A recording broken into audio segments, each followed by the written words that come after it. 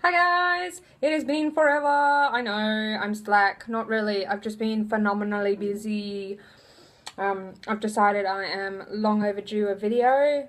I had a friend who's just started making YouTube videos who's like, hey, you've got a following. And I'm like, yeah, I should really get off my ass and make a video. People probably think I'm dead. I'm not. Yay! I guess. Okay, so I'm going to jump right into it. So I got a shipment today, so it was definitely a sign. It's a time to make a video. So I'm going to start off with needle minders. Woo! So I have these really awesome, they're death head moths. Some of my favorites. I got more of those. So these are made from wood. Not my forte. I don't have the room or the equipment to be doing this, so this part is outsourced. So I sort of give them the idea, they make what I ask them to, and this is where I end up. So I have these cool death head moths, some of my favourites. I actually think I need to swap out one of my needle minders that are on my projects for a death head, because I'm just super attracted to their badassery. These I'm really excited about. So again, they're made with wood, so this is actually my logo. But I thought everyone needs a bit of badassery when they're cross-stitching, and that whilst my logo is applicable to unconventional cross-stitch, there are heaps of cross-stitchers out there who do the unconventional stuff. So this really, I think, encapsulates it all. It's a skull with needles instead of crossbones that really says, I'm a badass cross-stitcher. Yeah. So I've got those. These are not in store yet. I am literally going to make this video, and then while it's uploading probably do the listings. So check out my store, they will be there. So I have those. And then I'm trying out something different. I've had some really good feedback on this particular sort of needle minder that I'm making, and I think they're going to become a staple of unconventional cross stitch. So what I've done is, this is one of our pirate cats based on Nat's artwork. It's not really focusing very well, but again it is wood based, so it's super light, and this is what I've gone with. So this is the first out of my licensed artists that I am trying a needle minder like this instead of the glass. I don't have an example floating around at the moment, so those are going to be available in store too. So I can go one of two ways about doing these, is that I'm either just going to keep generating them, or I'm thinking about trying maybe a Kickstarter fundraiser for them, so that way I'm going to not end up with bucket loads of these laying around if they're not the designs that people want. If it is anything, I'm going to tie up my hair, if it is anything I have learnt through cross stitch, it's that just because I like it doesn't mean everybody else will like it. So it's real trial and error, I'm telling you. And then I got these cool little ones. It's also not focusing, so I'll be uploading all of those.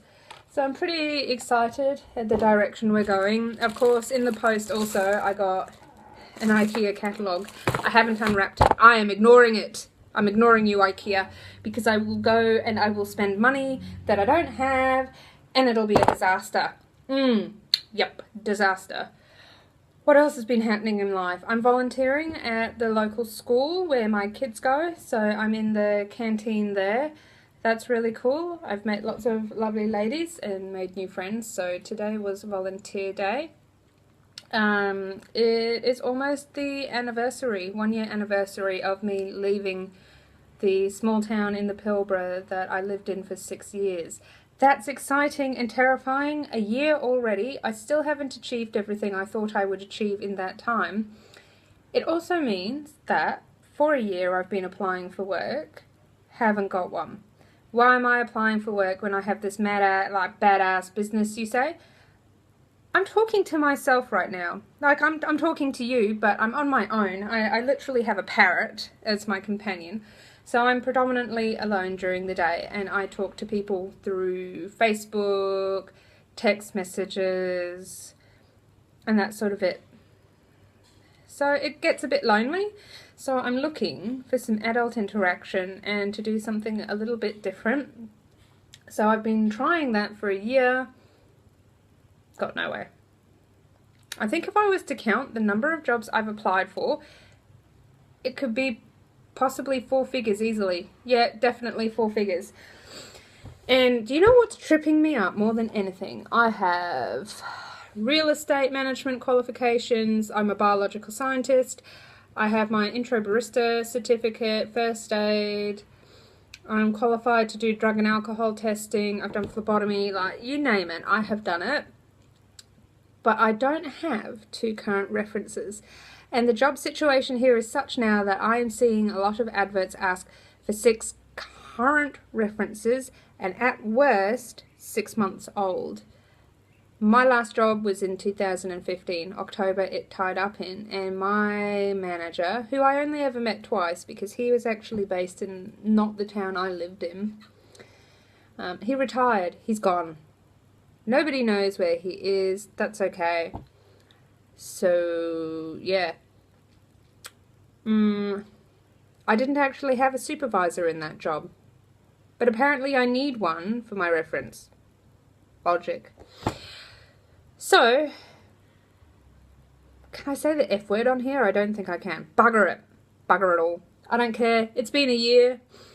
I'll just keep plodding along. I'll get there eventually. Excuse me while I partake of the coffee.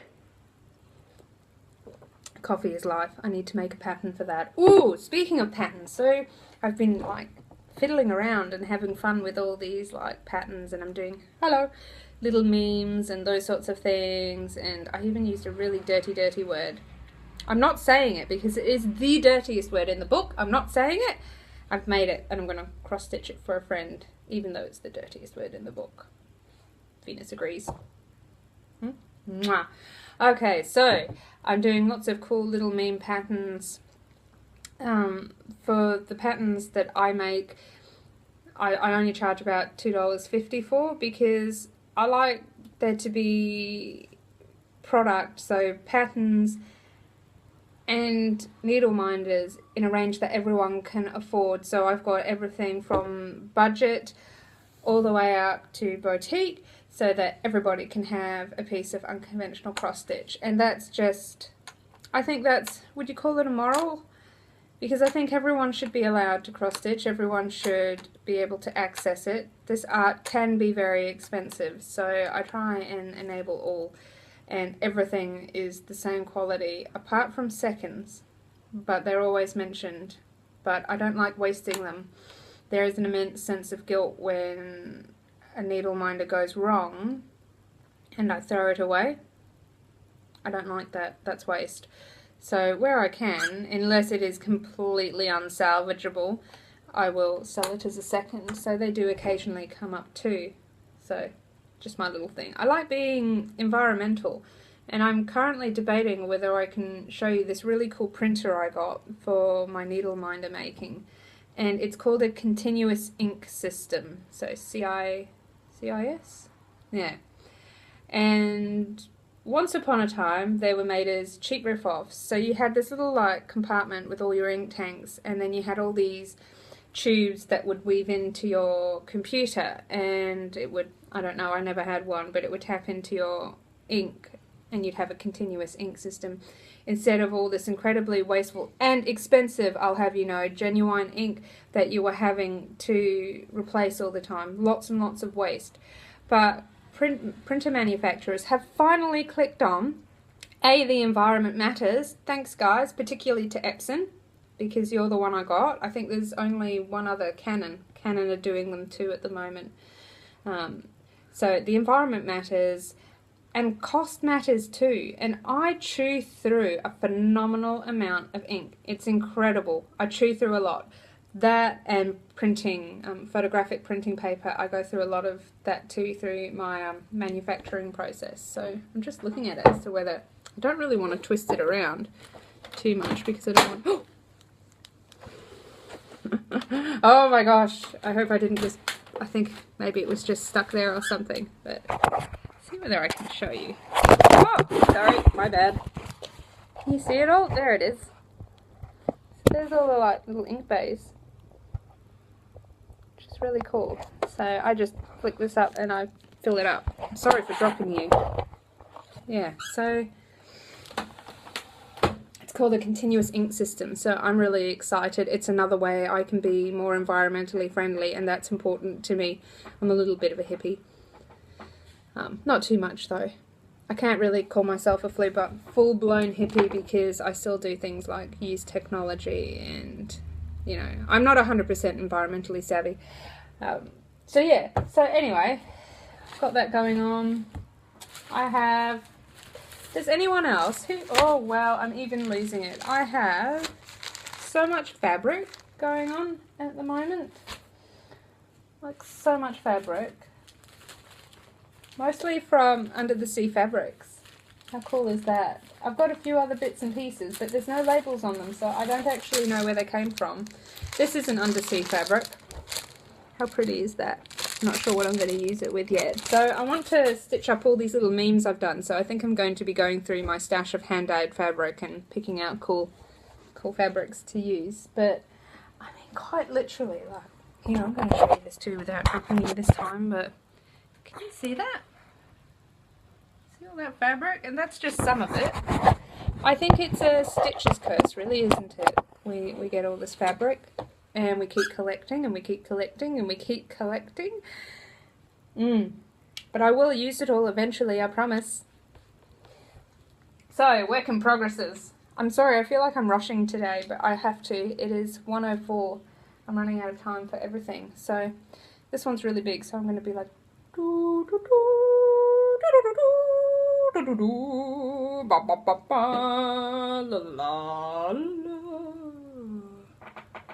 Yeah, that's it. So, yeah, it does kind of fit. So, this is Octavius, time traveling ferret. The lighting's not very good, but this is where I'm up to on him. I was planning, planning on finishing the row before I went on to Fire and Ember Sale. I got sick of doing the ferret though, so I swapped early after I finished that page. So that's where I'm at with him. I think I just got sick of browns, and now I'm sick of reds with Fire and Ember. I was 4 months behind on Fire and Ember. It wasn't until I started running a sale that I realised I suck at it. I'm really bad. There's 3 of us, maybe 4 now. I think there's 4 of us now. We've got another member doing it. And one member does her page a month, like a ninja. She's amazing. And then there's me, who is the owner, operator, establisher of this sale, and I suck at it. So I keep ending up falling behind, and then I smash out 4 pages, and I found that I'm okay with that because the pages are really easy, and they're not too complicated. There's lots of big blocks of colour, so I can just smash them out. So I smashed out 4 pages. I started on September early, I'll admit, because let's be honest, by the time I pick up a needle again, it will be September. So I'd like to at least for now to be up to date. So I've started on that, and now I'm sick of red, and I haven't had time. But I'm one of these people too that has to be busy. My hands have to do things. So I found that because I don't feel like cross-stitching at night, I've ended up on my phone. Facebook, Google, all these things. And now my hands hurt from holding a phone. Yeah, holding a phone is not a good thing. So I tried to find something else. So I started knitting again. So I'm making what I'm calling an ugly scarf. Even my friend can't work it out, but I do like a normal row. And then there's a pearl row in there. No. Don't know. I'm not showing you that though. It is the ugliest scarf. So I've been doing that at night because I can do it in the dark too. Not as dirty as it sounds. But hubby's playing The Evil Within, which is a game you really have to play in the dark so you can shit your pantaloons a little bit more in the scary parts. So if anyone lives near me, no one is being murdered. We are screaming with joy and hilarity at these terrifying monsters in this game. But I can do the knitting in the dark. Maybe that's light. It looks so weird. Don't know. So yeah, I'm doing that and discovering that my arms hurt. Is that normal? Should my arms hurt when I knit? I don't know. So I'm going to show you my fire and ember. It's covered in bird fluff. Dude, do you even? As you can probably tell, I do a lot of the cross stitch with my bird around. His name is Venus, but he fluffs everywhere. Let's get rid of this. Whoop, can't see. Ow! Oh! Yeah, that was a really bad idea. Look at me, don't mind me.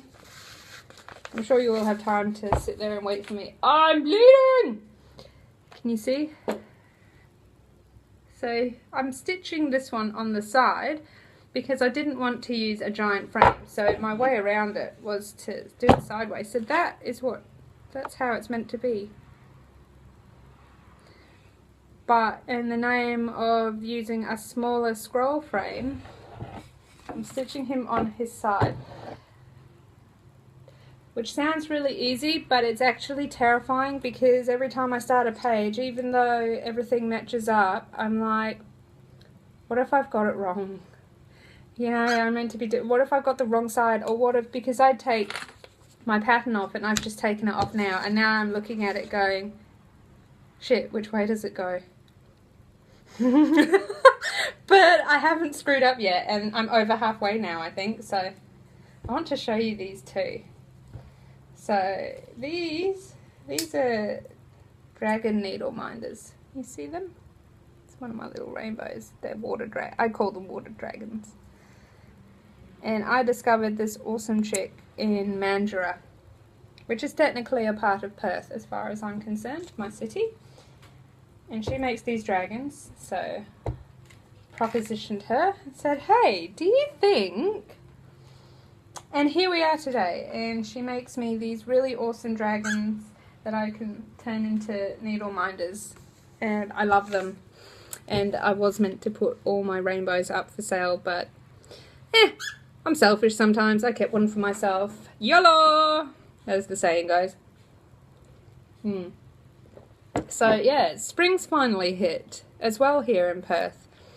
The only indicator I really had of it was I woke up at 7 and it was light, and I was like, ooh, this is new. It's not dark. Hurrah! Confused the absolute shit out of my kids. My son gets up when the sun gets up. Or he used to. And now he's getting up, of course, when it's still dark. So he's not really understanding it. He thinks, what does he think? He's getting up at like 4:30 in the morning. I mean, we've just come from winter where it's dark longer, so... Yeah, I guess because it's getting lighter earlier, he thinks it's later than it is. So he's up stupid early, but he's a considerate little creature. It's an older style house, so they have lots of doors in these old houses in Perth. Whereas new houses are all like open plan, so there's no doors, and it costs you 1 billion times more to try and heat and cool it because you can't cordon sections off. So he comes through, and our master bedroom has its own little hallway, and he closes that little hallway door, and then he closes their hallway door, and then he closes the game room door, thinking that I can't hear him, but the games room actually adjoins onto the master bedroom, so I hear everything. So... But he tries. He's cute. They do their best to be considerate in the mornings, so it's pretty cool. But yeah, he's been getting up stupid early, which means he is... Can I call my son an asshole? Because I just did. He is an asshole by the afternoon. I get a lot of attitude. He's 7 and a bit. Let's say 7.5. And he is such a teenager. Moody, hormonal, telling me no. Oh, that's fine, Mum. You can leave me home on my own. Dude, you're 7. Not at 7. You will burn the house down or probably cut your own limb off by accident. There are so many things that can happen. But my biggest concern is we have a pool and I can't trust you enough to not scale the fence and drown. Plus, there's a lot of creepy people in the city. So no. Not leaving you on your own at 7. But if you ask him, well, he's grown up. He's a big man of the house now. He doesn't need us. Fine, dude. There's the door. Woo! Freedom! Tell you what, the day my 2 kids leave home, it is going to be like a round around the world. I'm going around the world. Yeah. On my own with maybe my husband if he wants to come along. I do love my children, disclaimer, but I'm sure other parents can relate. Kids do your head in. It's not until you have your own kids you realise just how much your parents went through without eating you or killing you. So thanks, Mum and Dad. I really appreciate it, because even I can admit I was a really difficult child. So I think I've scooted through that really quick. I've congealed that all into 20 minutes. But yeah, I'd love to hear from you, so do leave a comment below. I'll put in the description as well as the end of this video where to find all my cool shit. I am a small stay-at-home mum independent business, so every dollar you spend with me is helping me feed my family, keep my sanity, but it also supports little independent artists too. And I have everyone on my books, from startups to people who have worked on The Simpsons, so I have a really good spread. I don't go based on their work history, it's all about the art that they create. So I have all over the place artists, which is awesome. I have American, Yugoslavian, they're just from everywhere, which is mad. It's really cool. So you support our artists and you help support my family too. And this little fluffy bum too. Give me food, I like my food. Yummy, yummy, yummy. Don't you? You're a little piggy. Yeah, careful with him and chips. Anyway, so thanks for watching. And I promise I will try and update a bit earlier and with less gap in between next time. So happy stitching. Talk to you later. Bye guys.